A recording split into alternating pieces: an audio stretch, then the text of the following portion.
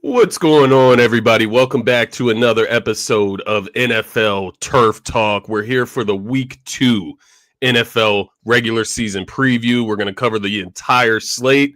Before we get into that, let me introduce the hosts of the show. My man to my left. I don't know if it's the left of the screen. I always get this confused when I do the intro. But my man Dylan, you can find him on X at DylanJD98. And you can find myself at Scotty Drown. We had a very eventful week 1. We didn't get to recap it with you guys because we were just going through some allergies. And when I say we, I mean both of us. Like, my man is dealing with some shit over there today, and he's fighting through it.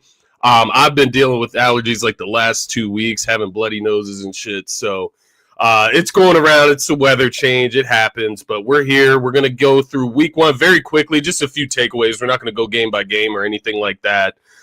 Then we will dive into our week 2 preview. We got a few select games that we'll thoroughly preview for you guys.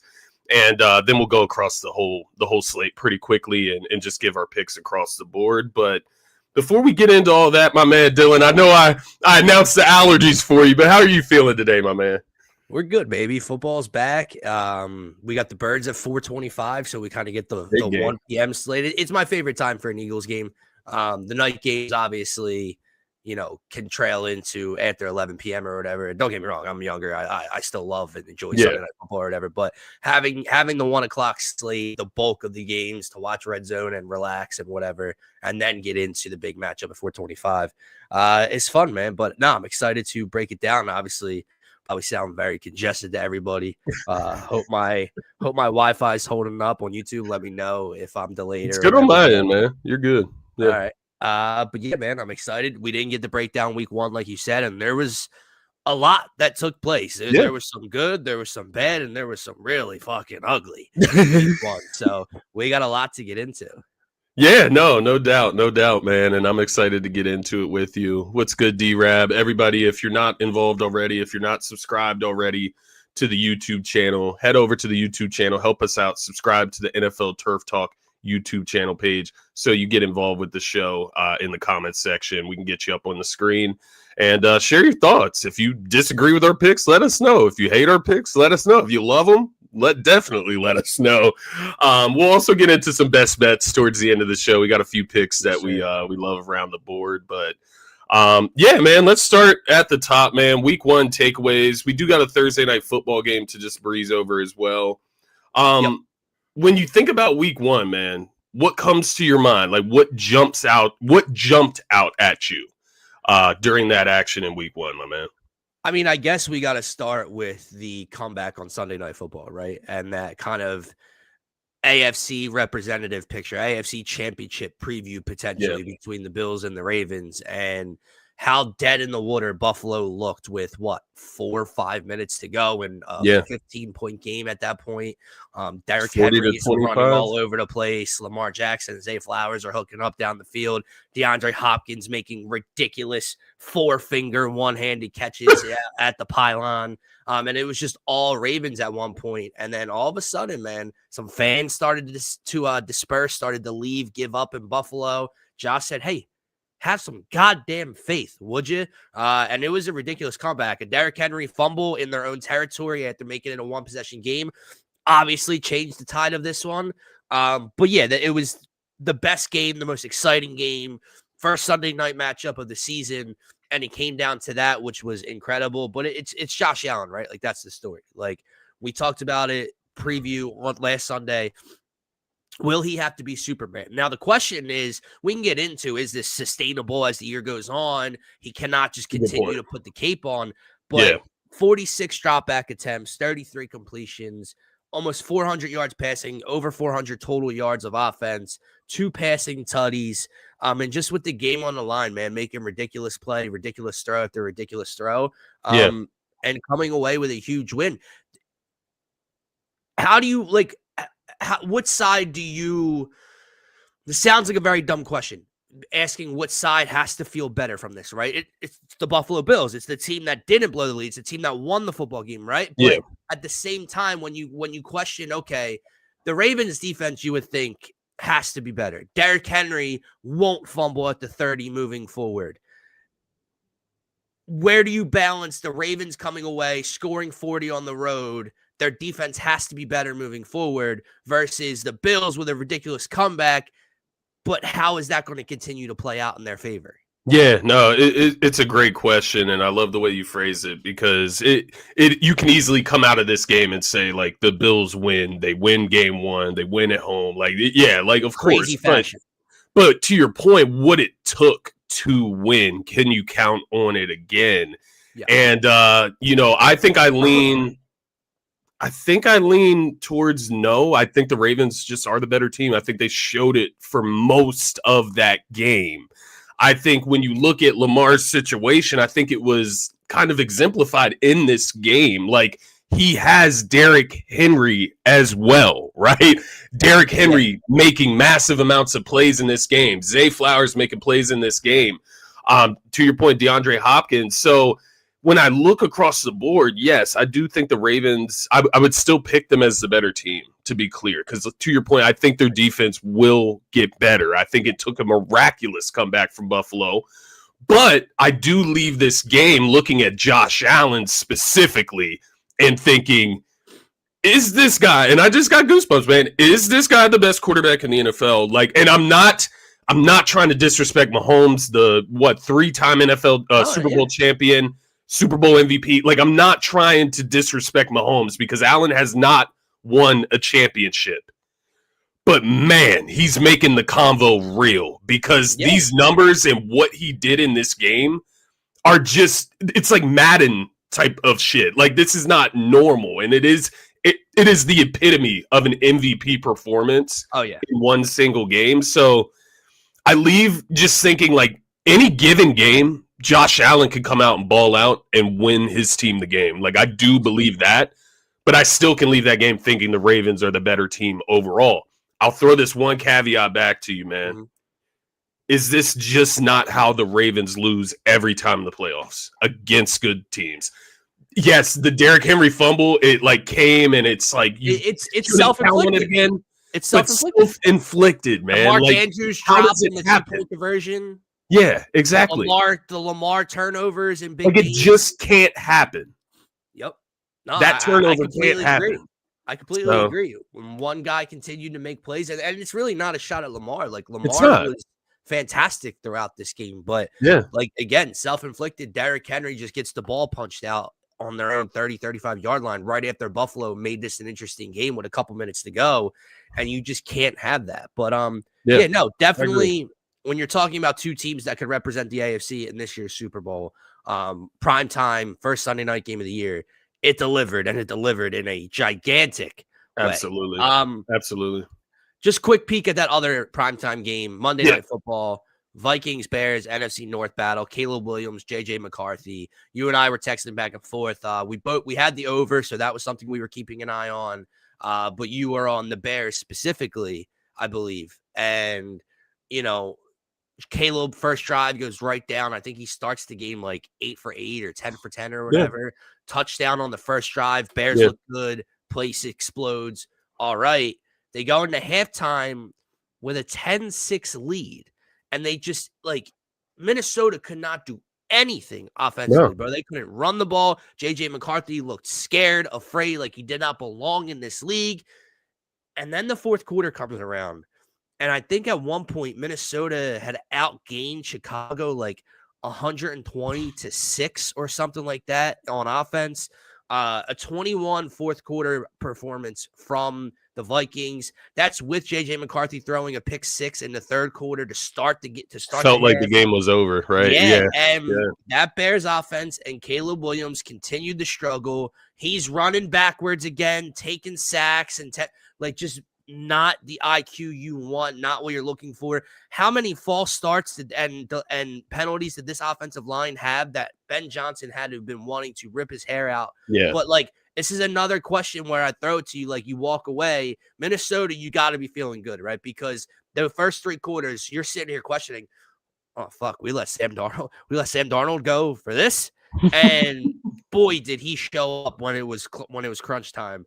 And then on the other side of it, just kind of more of the same from Caleb Williams.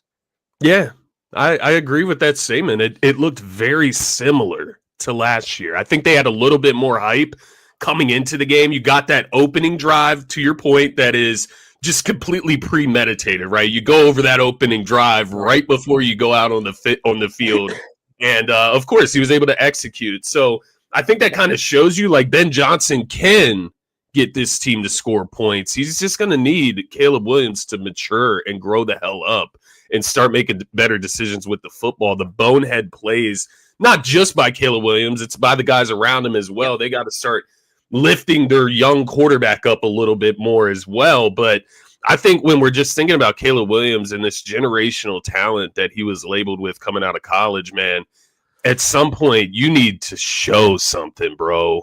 And he's just not. You need to grow up. Yeah, simply because, like, his game is immature. I think, to your point, the running backwards when the pocket breaks down, bro, you're not Lamar Jackson. Like, you can't do that. And, like, he did use his legs a little bit in this game, but it just got a little out of hand and it got a little wacky. It got a little all over the place, I felt like, with their offense. And when you look on the other side, man, J.J. McCarthy, to your point, he throws the pick six in the third quarter. The game could be over. His confidence gone. On the road. He battles through. He battles through. He gets a rushing touchdown. He fights through to get into the end zone, gets the ball to his number one wide receiver, and you kind of hone it back. So I think those growing pains were huge for J.J. McCarthy and the Vikings in this game, and the fact that they came out with a dub.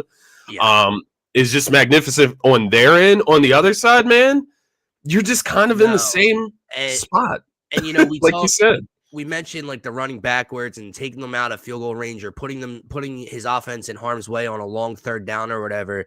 But how many throws did this kid miss? How many reads did this kid DJ Moore wide open for a that's tutty? The perfect example of it. I mean, my God, bro, like, hospitalizing DJ Moore over the middle of the field at literally this game. And then the other one, like, I remember texting you, they went up 7-0. I think they drove back down. He started the game like 8 for 8, 10 for 10, whatever he was. And then he's got a wide open crossing route and, like, literally, like, gets too juiced and fires a fucking missile 100 miles an hour, 10 feet over his head. I mean, bro, that was either a walk-in touchdown or first and goal inside the 10 if you just drop it in there. There's no one around the receiver, and it's like, it's those moments, man. You have to deliver that throw. And mind you, bro, like, when I'm watching this game, because I was on the Bears at first, and then I switched my plays. Yeah, good morning, Terry. That's why I kept that comment up there. Good morning to you. But no, I did have the Bears originally. I switched. I think I ended up going with the over with you. Yes. And I ended up thinking, like, I do feel like the Bears are going to win, but I feel like if they are to win, they have to score. Caleb Williams is going to have to throw the ball well. He's going to have to throw 2 passing touchdowns. So I laid over 1.5 passing tutties. And, of course, he did not fulfill that. So they did not win. After throwing one on the first drive. I'm feeling great. Feeling good. Like, I got 3+ almost 4 whole quarters to throw one more tutty. And then he misses the DJ Moore throw late in the game. Yeah, man, that was I do want to throw 2 other QBs to you from week 1 that I'm just – and I think everybody's at this point with them. And I think they're at 2 different points. I don't want to say they're in the same group, but I'm talking about Tua and I'm talking about CJ Stroud, man. Interesting. Okay. What the fuck are these guys? Excuse my language on a Sunday morning. What the heck are these guys as quarterbacks in the NFL? Because I don't know what I'm watching when I watch these guys week to week. Like, I will say this from a quarterback standpoint, I have questions about CJ Stroud. And again, I was more so with him because he's younger. Was one of the guys that I watched get praised very quickly nationally that didn't turn me off from him. Like, they're guys and analysts love to jump the gun on these young quarterbacks, right? Yeah. And it's like, man, slow your roll. CJ Stroud, after his rookie year, I was a fan of. I was a fan of what Houston's doing, what they're building. And it's kind of shocking to see that. Dude, Nico Collins can't get the football. And now this is year 2, starting off year 3 right now, and they were mediocre at best last year in a bad division. Yeah. So I have questions about CJ Stroud. The other side of Tua, I think Tua is what Tua is. I think last week obviously is a a far cry from what we've seen before. But that I think that's way more organizationally than just the quarterback. I think that team. That's fair. I know Rex Ryan or whoever talked about it on ESPN this week, and it's 1,000% the truth. It's what we said about them in the past. It's why they can't travel in December. It's why they can't win road games in the cold weather. They are soft. They are soft. I don't think they care. They have absolutely quit on this head coach. They take on the personality of this head coach. I know, again, Rex Ryan called him, what did he call him? Basically the geek or whatever. It's true, man. This genius offensively can't move the football against the Indianapolis Colts in week one. Those weapons. Tyreek Hill, what's the stat? Tyreek Hill hasn't had a catch over 25? Is it 25 or 30 yards or something in like a year or whatever the fuck it's been. Jalen Waddle can't get the ball. I mean, dude, their defense, Daniel Jones looks like an MVP candidate against them. They're turning the ball over. And we had the Dolphins money line, right? Yes, so that one stung a lot. I mean, I saw the line in mid-August, and I said, Scotty, bro, like, what's wrong with this line? Like, I want to jump all over the Dolphins here. I clearly did not read it right. Vegas knows, hand up, bad pick, because, my God, was it put it this way. If the Bills or whoever you want to give the best performance to week one to, the Dolphins take the cake for worst performance in week one by a landslide. Yeah, I think, and when you start thinking about the Saints, right, like, how is that possible? But I completely agree with you. The last thing I'll say, just week one, man, it was a really quick takeaway, and I really saw it with a few of the top quarterbacks, like Justin Herbert. I just felt like he was using his legs really well against the Chiefs. Didn't have a ton of rushing yards, but just using them in key spots. He had a hell of a game, by the way. The Chargers looked legit. I'm going to give credit where it's due. He had a hell of a game. They had a hell of a game against Kansas City last week. Do you feel like QBs and offensive coordinators watch the Super Bowl and watch the way the Eagles played last year and the way Jalen Hurts played? Like, I don't know. Maybe I'm getting like egotistical about Jalen Hurts and his play style, but I felt like quarterbacks were a little bit more, and maybe it's just week one. Things are out of whack a little bit. You're figuring things out. Willing to move, willing to move, willing to put their bodies on the line as well. You saw the Mahomes, you saw Love in the Thursday night game. They're going out of bounds and giving them the shoulder. A fair point, man. It's a fair point. I mean, McCarthy, to your point, Caleb Williams, both on Monday night were doing it. And maybe it's just the new style of quarterback. Maybe this is just what is required of the game's evolving. People are like the style of plays evolving, right? But you know, like to your point though, it's not just that the Eagles had success; it's that they had the greatest success. Yeah, and people want to emulate winning, and if that's what you view right now as a winning brand, winning style of football, making those kind of plays, then I think it's a fair point. I guess we can keep an eye on that today, and as the taking what the defense gives you, like does Justin Herbert continue to be more mobile this year than in years past? Right, clinching a game with a third down run. Before we move on to Thursday night football, because we can kind of compact that Lions game last week with Thursday night and what Green Bay's doing right now. One more quarterback I wanted to ask you about, and really quarterback situation. The New York Giants in week one. One other of my favorite bet of week one. My God, we have to bounce back today, brother. Yeah, good point. 1 p.m. slate was like, just disgusting. I don't know what else to say about it. It is already panic time in the Big Apple, brother. Like, obviously, they go out, they acquire Russell Wilson this offseason, the vet, they draft Jackson Dart. And I know New York fans, and I know there's people out there that think Russ stunk last year. I do not think Russell Wilson stunk in Pittsburgh last year. I just don't. I know they want to just see the young new twin. Like, let's just see what we got, right? Like, Russ stinks, blah, blah.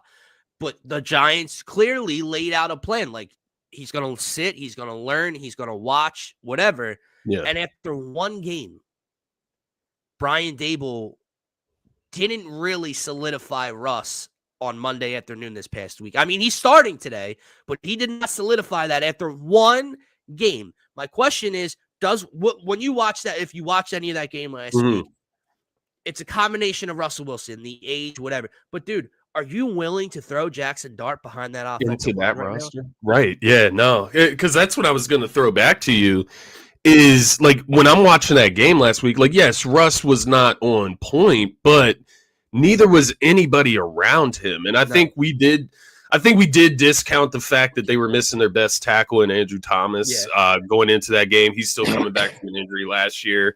Their offensive line did look horrible. There were a ton of flags thrown, putting their offense in bad situations. Let's throw something else out there. Like you said, it kind of attaches to this Thursday night football game. The Commanders didn't look that good against the Giants. It wasn't like that. Like, they didn't come out and stomp the Giants. That game was relatively close for most of the way, and the Commanders just finally pulled away towards the end. Yeah. Like, so I don't know, man. I don't see Russ lasting long, to say the least. It ended 21-6, and at one point, the Giants had first and goal at the 3 and threw 4 straight passes and turned the ball over on downs. Yeah, you're bringing back memories, man, because that was disgusting to watch it play out. I mean, yeah. But I just don't know that I'm exposing the kid to that right now. Like, regardless of how impatient you are, we'll see how they look today. If I'm being honest, I think they get dog walked in Dallas. I think Dak, numbers weren't there, but I do think, Dak did look pretty good in week 1 against us, whatever. CD has the drops. Pickens didn't really get involved. Javonte Williams looked pretty good. At home, I think Dallas dog walks them, but we'll see, man, because that Giants defense wasn't the problem last week. That's exactly what I was going to say. They were able to restrict Saquon running the football, and they were able to restrict our passing game, specifically AJ and Devontae Smith, right? So what will they be able to do to that Giants offense? Let me ask you this real quick before we move on. I mean, at what point do we have a Brian Daboll discussion? I believe I saw a stat. Now. Yeah, nothing now. Third, if I'm not mistaken, because I remember last year they got their ass beat by Minnesota, I believe, in week 1, and I believe I saw a stat that this was the 3rd straight season that the Giants did not score a touchdown in week 1. He is an offensive-minded head coach. You were the only team. Let's go down this slate. You were the only team, unless did the Texans not score? Did they only kick field goals? Because they scored 9. I just don't know if they were field goals or not. But if you weren't the only team, you were one of 2 teams that did not score a touchdown in week 1. Spencer Rattler was playing quarterback. Multiple rookies, Cam Ward, JJ McCarthy making their debuts. And somehow those coaches, those offenses, those teams found ways to put points on the board. You have Malik Neighbors. Russell Wilson is not just a corpse right now. He's getting close, but he's not a corpse. You should be able to score a fucking touchdown. Yeah. You know what he looks like? he just looks like a Josh Allen merchant. That's what he looks like. Yeah. Looks like he was in Buffalo with the elite quarterback that just wasn't yet elite yet. Right. And he made that quarterback look good, but that quarterback made him look great. And he gets this job, and now he hasn't really shown anything since that first season he was there with Daniel Jones, and they had a little bit got stomped out by a little bit of success. But yeah, man, I think he should be on the hot seat right now. And I think that's why Russ is on the hot seat as well, is because Daboll is feeling that pressure on his back, and so he's going to throw it on Russ and try to save his own ass, right? But no, I think that situation is cooked overall. Either way, they're going to bring Dart in probably at the latest by week 4, and they're gonna ruin his trajectory if they put him behind that offensive line. I agree. I agree. But as a guy who has Malik Neighbors in fantasy, you want it. Yeah, you need it. Maybe I'd like to see the kid sling the rock a little bit. I don't know. Yeah. But, I don't blame you. Moving forward, before we get into the week 1 breakdown, and we won't take too long, I figure we can probably take this to 12:25, 12:30, and then run through a pregame till kickoff. But yeah, that works. This team had the luxury of already getting a head start in week 2. We've seen them through 2 games now, so we'll see, what the Eagles look like today, what the Ravens, Bills bounce back, all that stuff. But the Green Bay Packers through 2 games they've been the most impressive team so far to start this season. And they go out last week, which is the first, and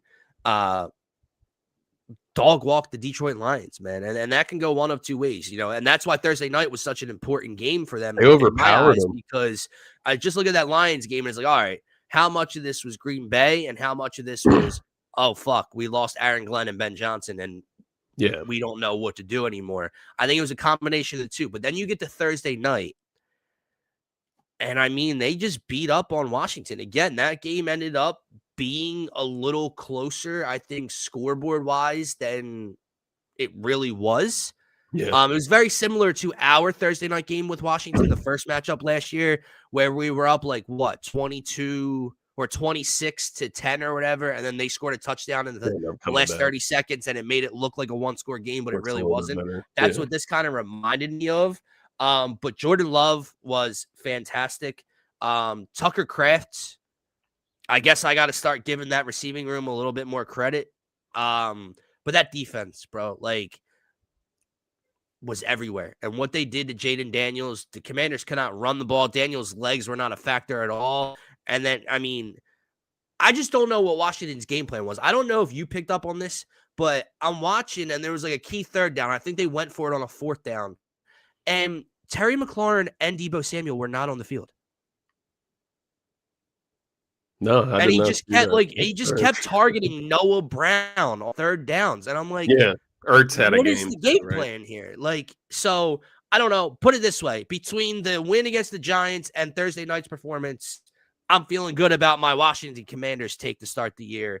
Between the first 2 weeks of the Packers, I got to eat some crow right now. They're the most impressive team through 2 weeks so far.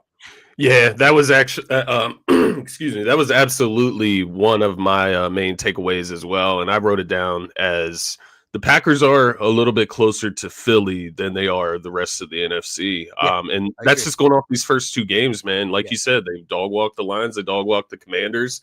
And the other thing that I'll throw in here about the Packers is they just have that physicality factor, man. They'll beat you up with Josh Jacobs, that run game, that defense, that pressure that gets after you, the run stopping ability. It reminds me a lot of the Eagles team from last year. They just they need to figure out that outside, right? Love looks great.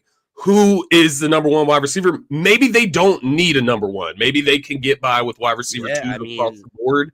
And then you get Tucker Kraft. Maybe he is a top 6 tight end, top 5 tight end, top tight end. Not the best. I'm not saying that, but one of the better tight ends in the NFL. He's physical. He's quick. He got up the field on that long touchdown catch. He looked really solid. So yeah, I like what the Packers are doing, man. And to your point about the Commanders, all eyes on Jaden Daniels this season, man. We said it, and it looks like it. I wasn't talking shit on Jaden Daniels on Twitter during that game, but I saw a lot of non-Commanders fans watching that game, and it wasn't Eagles fans either. I saw Lamar stands. I saw all types of different fans talking about Jaden Daniels and his lack of ability to throw the ball down the damn field, or the unwillingness to do so. Let's not say lack of ability. Let's say the unwillingness to do so. Yeah. All the dinking and dunking. And like you said, you have Terry McLaurin, you have Deebo Samuel. You're going to have to switch it up a bit, but we'll see what they look like next week. Not a great showcase when you have a chance to impress against the Green Bay Packers, who are starting the season on a roll, man. They're excited. The fans are excited. And when when you're talking about, this isn't college football, right? You're not trying to sneak into the college football playoff based off resume and a committee putting you in there or whatever. But when you're talking about down the road, right, we get into the postseason and we're looking at true contenders. And I go down this list and I go, okay, the Packers beat the Lions, the Command, through 2 weeks, they're beating up on 2 playoff teams in the NFC. So they're putting together a hell of a resume. Like I said, Jordan Love it's very early, but Jordan Love has been very good. What they're doing with Micah Parsons, he hasn't even been fully unleashed. Obviously, week 1 he definitely wasn't fully unleashed, but moving him around like a chess piece is the most intelligent thing you could do on this defensive line, and it killed the Commanders the other night, quite frankly. Absolutely. And I will say this, man, I've put a lot of heat on Micah Parsons, his personality, his movements off the field. He's been great since he got to Green Bay, man. He's been very likable.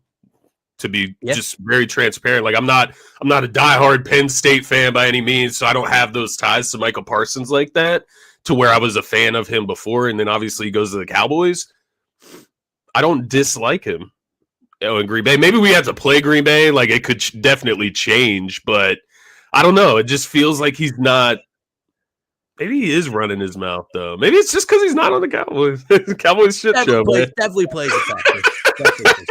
But, the Packers, it's interesting. We give them a lot of light. We're talking high on them right now, but they are our direct competition when we think about the Philadelphia Eagles. So I agree. It's going to get interesting. It's going to get tension-filled as the season goes on, I'm sure. But we'll enjoy it for now. Give them their credit where it's due, for sure. For sure. Let's get into this week 2 slate, man. We'll obviously get into best bets. Wonky matchups. Let's just throw that out there. I mean, look. Whoever put the schedule together for this season did a hell of a job in week 1. And in week 2, when we're prepping for the show, I mean, you texted me some of your games. I threw some back, but we both came into agreement.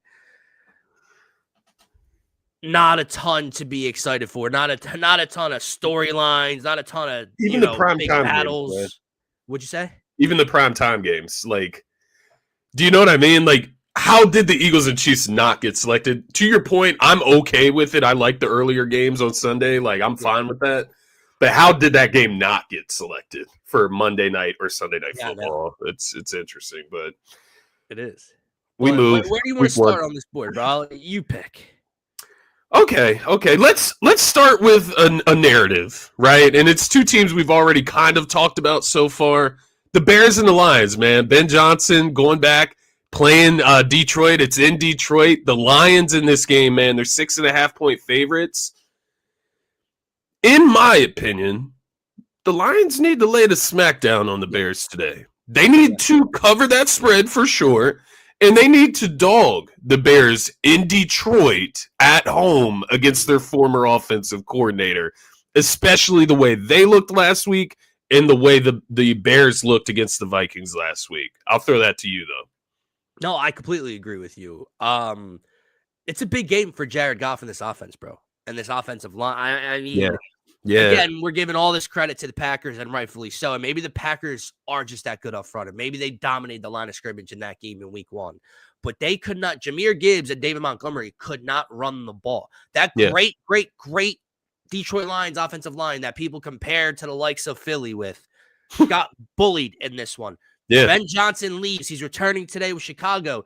Jared Goff, I mean, what does this offense look like, man? Because the scheme, the greatness of Ben Johnson was, and you saw, kind of with the Bears, even though they took more shots down the field on Monday night than they do in Detroit, it's explosive, or it was explosive, I should say, in the Ben Johnson scheme, but there's not a lot of deep balls. There's not a lot of, 5-step dropbacks and deliver a strike down the field. It's quick hitters. It's getting the ball out of Goff's hands quickly, and it's drawn up, and there's screens and lead block. There's a lot of stuff, and we'll see what they look like. But I agree. They have to come out, and if I'm being honest, beat the shit out of this Bears team today, especially with the struggles that you saw from Caleb Williams and the offense. Yeah. They come on the road in a divisional matchup today.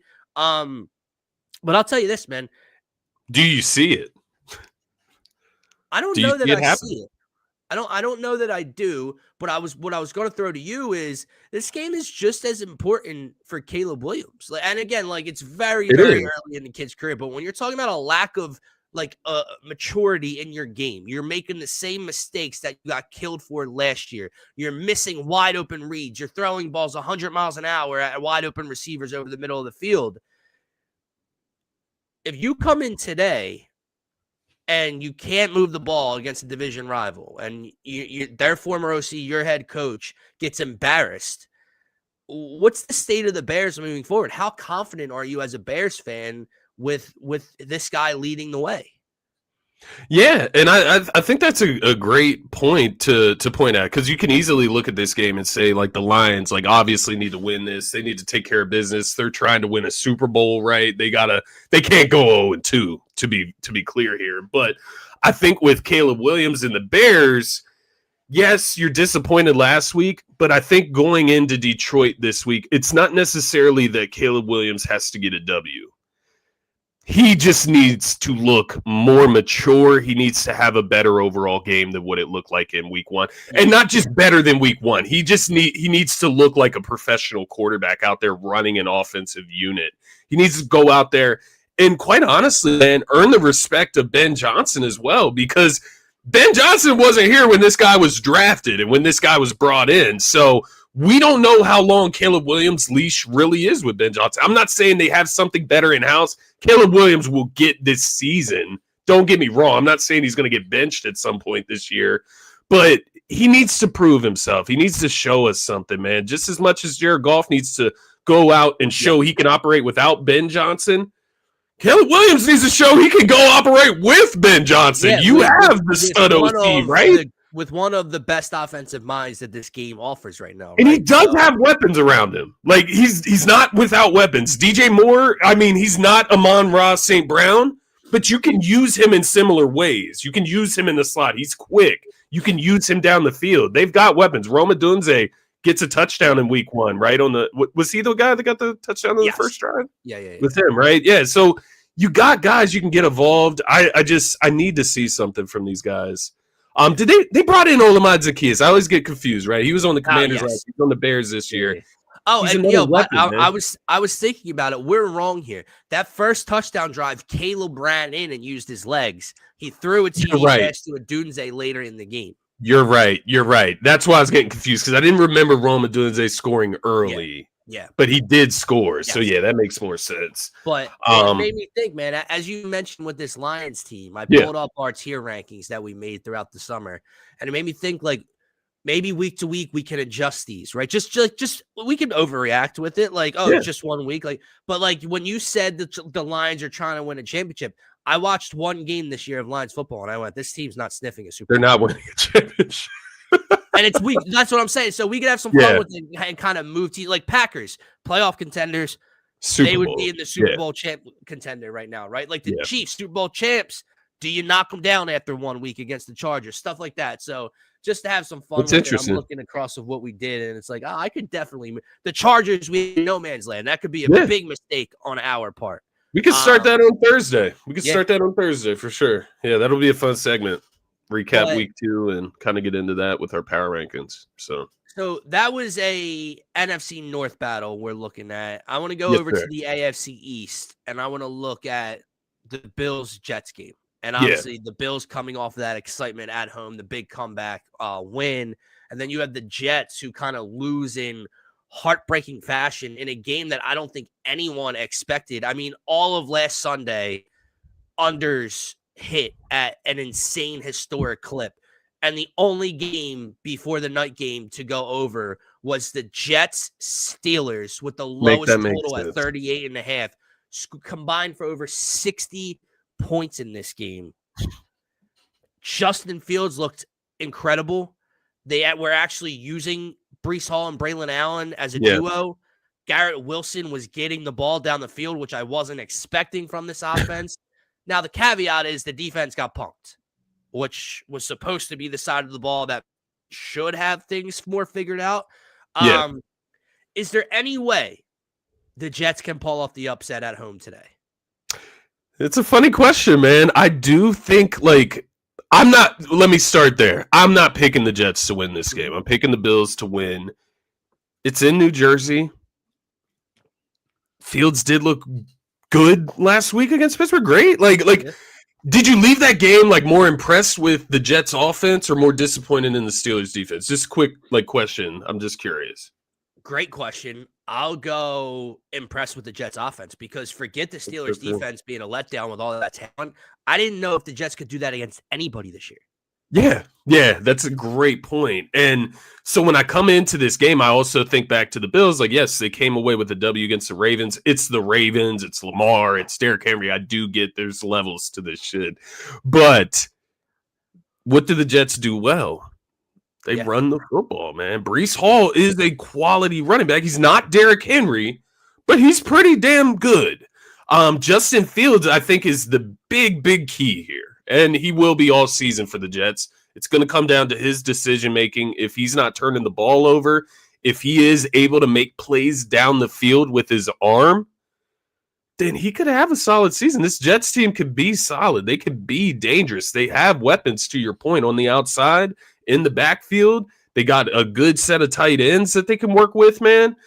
I don't want to say, I like the Jets, but, I kind of like what they showed in week 1. I'm just trying not to overreact. Not trying to overreact. That's why I'm picking the Bills in this matchup, because they should win. Allen should be able to power them to a win over the Jets. But it's a division rival. It's an away game. It is a little weird. So yeah, and I would ask you this, man. Look, we keep praising Josh Allen, and rightfully so, for that comeback win, but let's not get it twisted. This Bills defense got shredded on their home turf. And again, that's Lamar, that's Derrick Henry. There's levels to it, right? But how's this Bills defense look today? Can Fields put on another clinic like he did last week against a really good Steelers defense? The Bills are missing. Are they missing Ed Oliver or Russo today? I saw Ed Oliver. Ed Oliver is out today. Yeah. So big blow, right? How does that Bills defense go on the road after getting punished last week? Sean McDermott, we talked about, offensive-minded guy. Sean McDermott, defensive-minded head coach. That's supposed to be his identity. How do they respond? I agree with you. If I was doing a pick 'em pool, if I was throwing together teams in a parlay and I had to pick every game, the Bills would be the way I lean. I think it's just an interesting matchup. Now, maybe the Jets get their doors blown off. Maybe week one was just new guys in a new place in a Pittsburgh defense, and they're all over the place and whatever, and they were taken by surprise. But I do think this could be a lot. This could be a very close game, because if I'm being honest, I think 5.5 is an interesting spread, right? Like, that's what I was going to ask you. Do you think before week one, what do you think? What do you think the spread would be before week one? Like, if the Jets offense didn't do what they did last week, what would the spread be today? 8.5, 9? 8.5 sounds right. 7.5, 8.5, like more than a touchdown, right? Yes. Like they're not, like requiring them to win by more than 7 points, I would say. Right. So yeah, I would agree with that. Yeah. Trying to think, man. Like, do I like Buffalo to cover? I mean, I'm not putting my money on it either way, but I kind of like the Jets to cover, man. I'm trying not to overreact, though. I'm trying not to. But yeah, I would say it's the definition of a game I will not throw my money on. Exactly. I don't have a hard lean either way, and I'm not risking it on the back of Justin Fields when I've doubted him his entire career. One great performance, don't get it twisted, but I would not go out and throw money on Justin Fields because of week one. Yeah. So we'll see. No, I agree. It's kind of tease at least my favorite play. I already hammered it as my 1 p.m. play. We'll tease it. Jags Bengals. You sent me this game that you were keeping an eye on, and at first I kind of glanced at it. I'm like, that's interesting. Like, is it that important a game? But when you explained yourself, there's things to look at, right? Like this Bengals team who sneak away with a win against Joe Flacco and the Cleveland Browns. They snuck out of week one. Joe Burrow had a stinky game. Like, they snuck out of week one. It's interesting. Correct me if I'm wrong. The Bengals had, 7 yards of offense in the second half? I'm not exaggerating. I'm pretty sure that's the number. Defense, but come on. So you're looking at a Bengals offense and a Bengals defense. Travis Etienne, obviously the Eagles get Tank Bigsby this past week. Travis Etienne kind of resurged himself in week one with Jacksonville. They didn't score a ton of points, but they chewed up a bunch of yardage in week one, Jacksonville, that is. So 2 offenses, 2 quarterbacks in Lawrence and Barrow. Looking at points in this game, I have one number to share with you before we end up giving that bet out later. I did bookmark this. This is from good if my Wi-Fi could cooperate so I could pull up the tweet. That would be ecstatic. Here we go. This is from BetLab Sports. The Jacksonville Jaguars in games with a total of 49 plus points, so any total that they've played in that starts at 49 or more, they are 0-22 straight up since 2013. The Bengals have not won a game outright since 2013 in games that have a total sitting at 49 or more points leading in. So what I would take from that is that, historically speaking, we shouldn't count on the over, right? Which I think the over was at 40. Like, the line is at 49.5, but that's minus 105 the last I looked at it. So is that really the line? But then you look at it, and something, I'll be honest with you, I didn't send it to you ahead of this because I am with you ultimately on our play. But I thought about the Jags money line, man. The only reason that I'm not going to go with it is because it is an away game. That is the only reason. If they were at home, I would probably take the Jags. And it's because of that Cincinnati defense, man. And it is how pedestrian that offense looked last week. And partly the fact that the Jags were able to go out and put 26 points on the Panthers. I know Trevor Lawrence had an interception. It wasn't like an outstanding game from him. It was more of the ETN game, right? But just looking at what they were able to do, it's like, why wouldn't they be able to put up points against the Bengals, which means this is a big spot for Trevor Lawrence. I agree wholeheartedly, bro. And, ETN went 16 for 143 last week. He didn't find the end zone on the ground.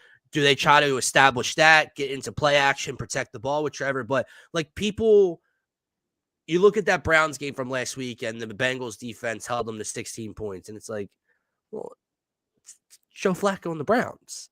And so people, I don't know, came away from that game obviously upset with the offense, but positive about the defense.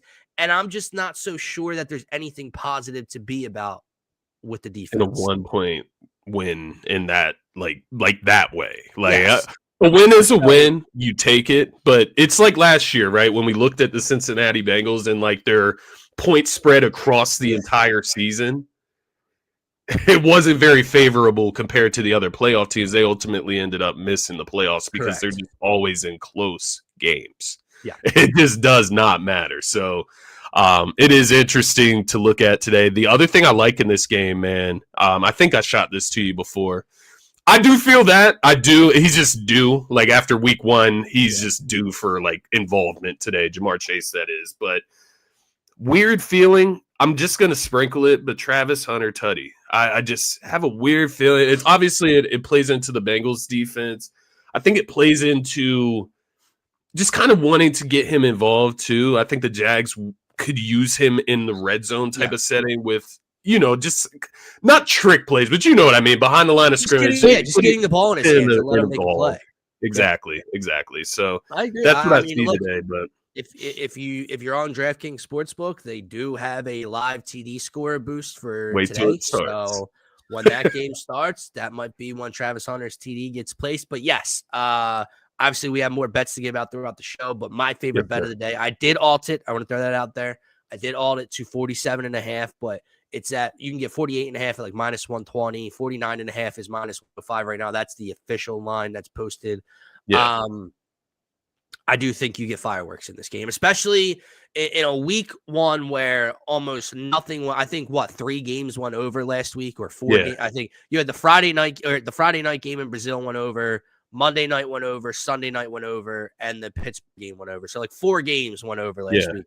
You get to week 2, offenses, kind of start to settle in, open up the playbook a little bit more. Yeah. These 2 defenses in Cincinnati, I think you'll see some fireworks, big plays. I think you'll see Jamar Chase or T. Higgins get involved down the field. Hopeful, because I do have Joey B in fantasy as well as T. Higgins, so we'll see what happens. I do too. Got the same exact deal, literally. But I feel you. I feel like this is one of those situations. I mean, the Bengals, they're due for points. They're due for an offensive explosion after week 1. They could come out and put up, 35 points themselves in this game. Yeah. So it's one of those things. I love the over. I agree, man. Obviously, there's a bunch more games to get through. We are a little crunched for time since we do want to get to a pregame. Yeah. So let's just start running through some of these games and giving out our official picks as we get through. We talked about that. NFC East, Giants, Cowboys. We talked about Jackson Dart. We talked about Russell Wilson, that offensive line. Cowboys also 0-1, but obviously battled the Eagles till the end of the game on banner night. I got the Cowboys taking this one. The spread's 5.5. I do think they cover. I think Dallas's offense puts up some points today in Jerry World. And I think they throw the ball all over the field today. Yeah, I agree with you completely. I think the Dallas defense showed they can get stops last week against the Eagles offense.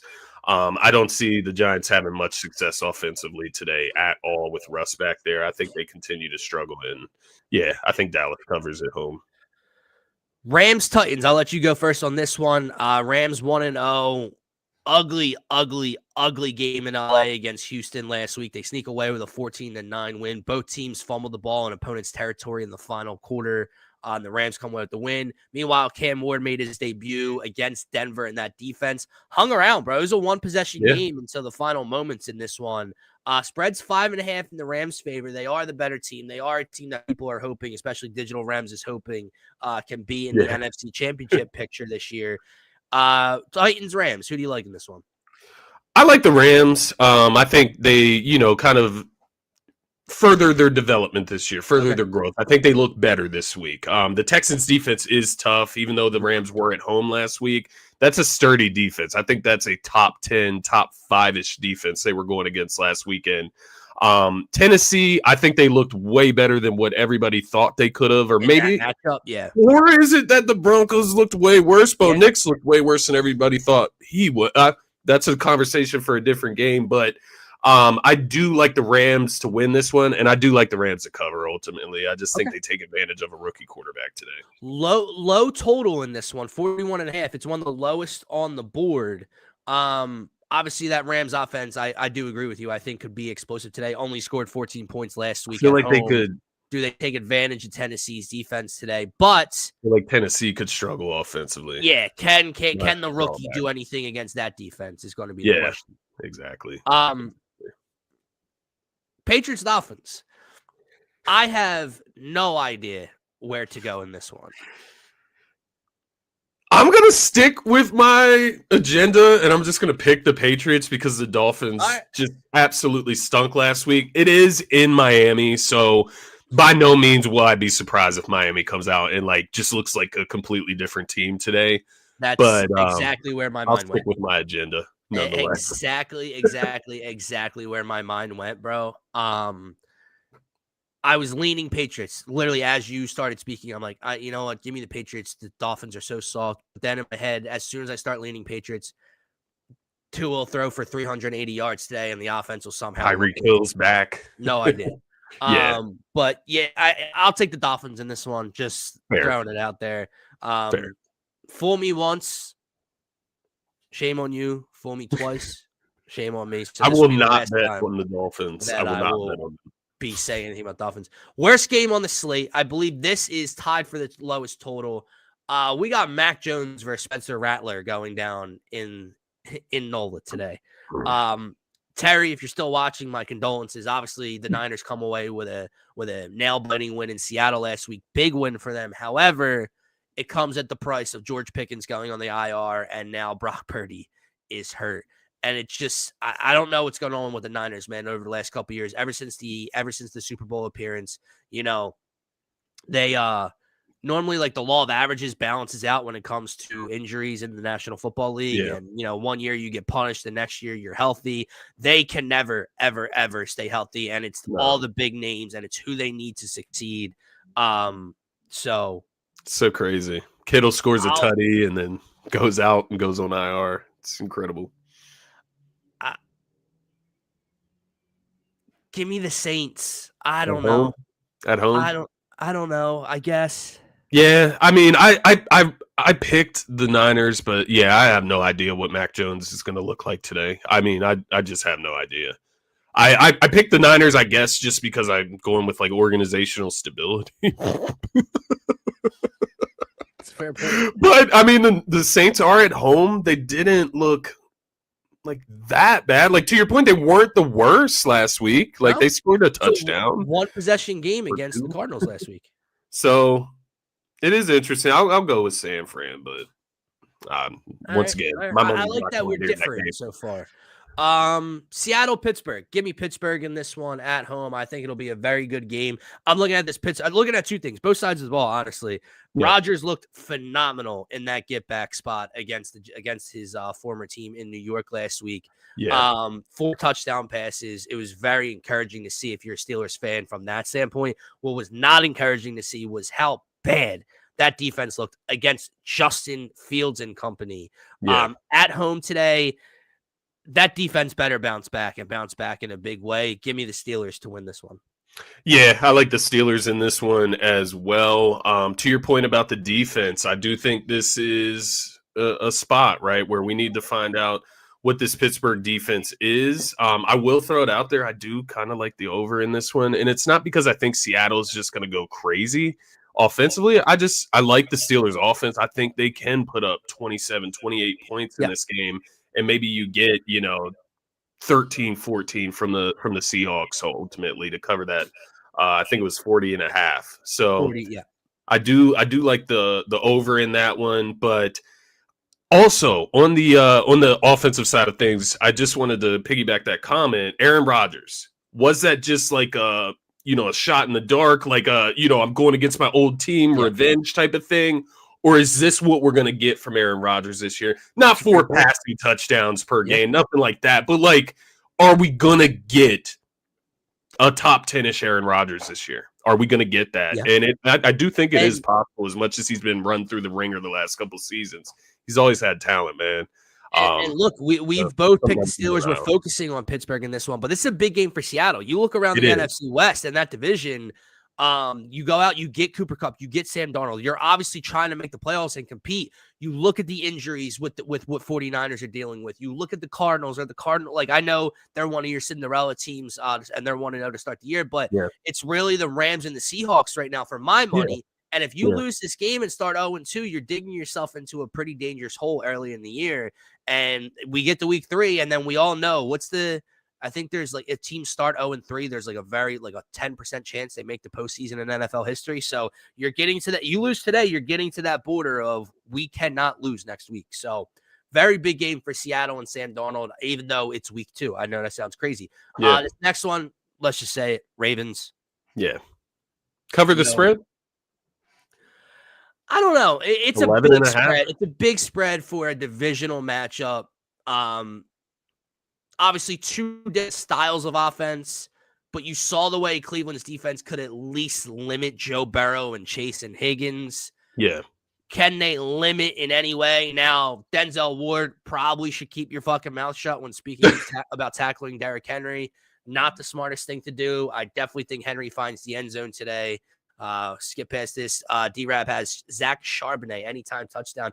It's an interesting one, right, man? Because you have Kenneth Walker there, but Charbonnet seems to get all the touches inside the 5-yard line. Yeah. So it's never a bad bet. That's it. Always the same thing in Detroit. Like, Gibbs is never a bad bet, but they get to the 2-yard line and in comes number 5 and Montgomery's stealing tutties. So we'll see. Broncos Colts, man, 2 1-0 teams, won in completely different ways in week 1. You mentioned Bo Nix did not look really good in week 1 against Tennessee, whereas Daniel Jones just looks like a revitalized Sam Darnold and Baker Mayfield and Geno Smith and all these other success stories in a change of scenery.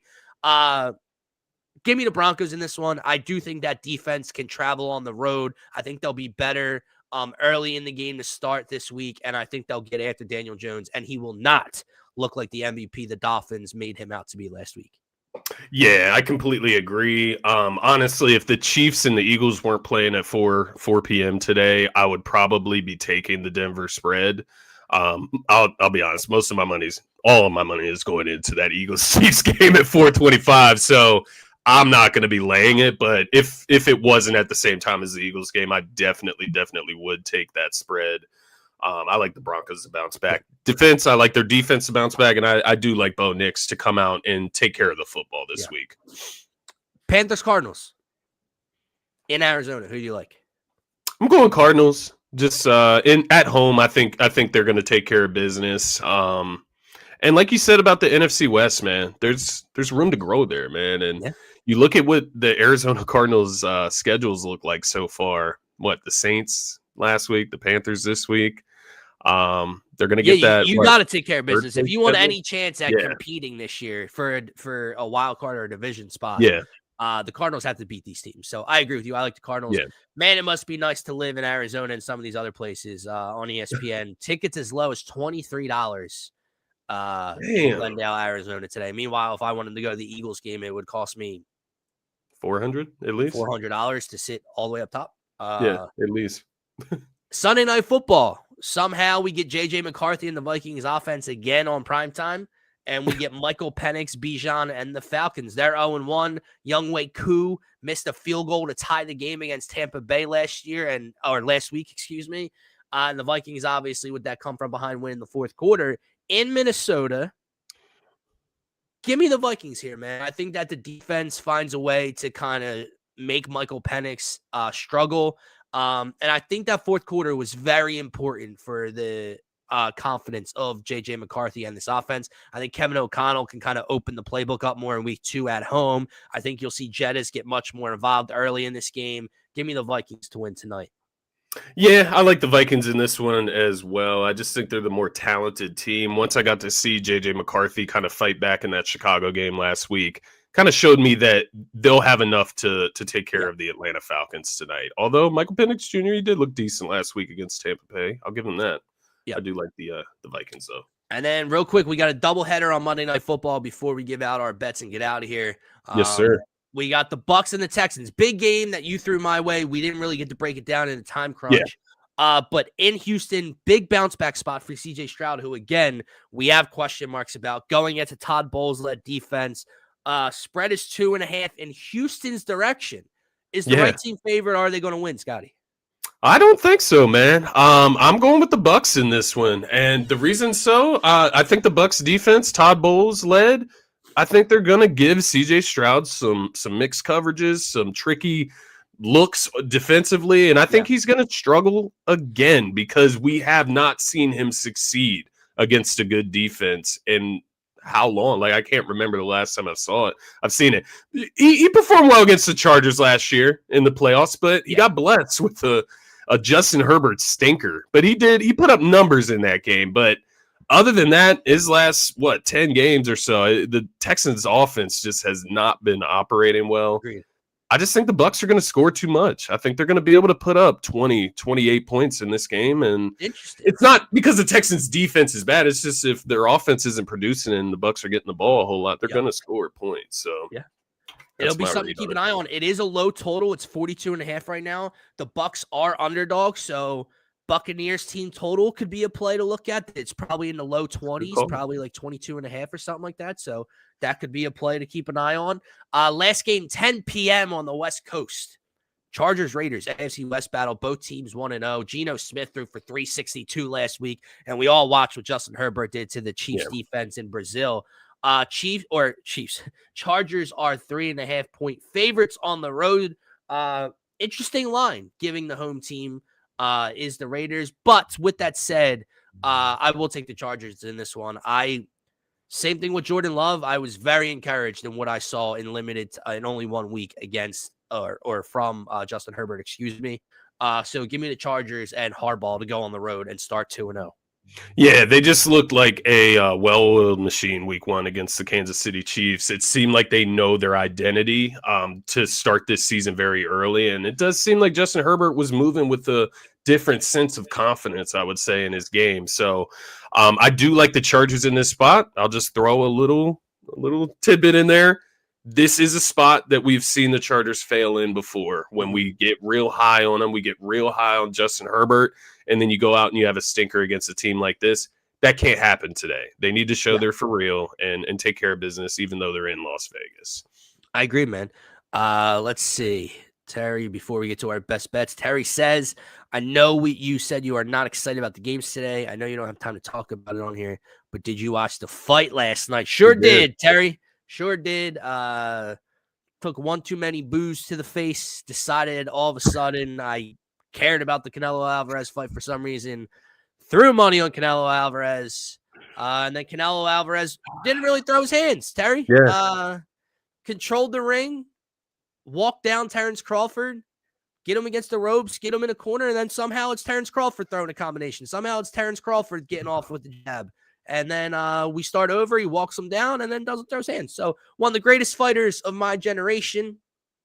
Forgot that his hands work last night, evidently. But speaking of bets, Scotty, let's get into our best bets for today. I think we're both in agreement. The one that I'm hammering at 1 o'clock, already did put it in, is that Jags Bengals over. It's sitting at 49.5. I would alt it maybe by a point or two. I did the 47.5. If you don't want to eat the juice, I got it at minus 135. But you go to 48.5 at minus 120 or something. It's not a bad price. I know you had mentioned to me another over. What one is that, buddy?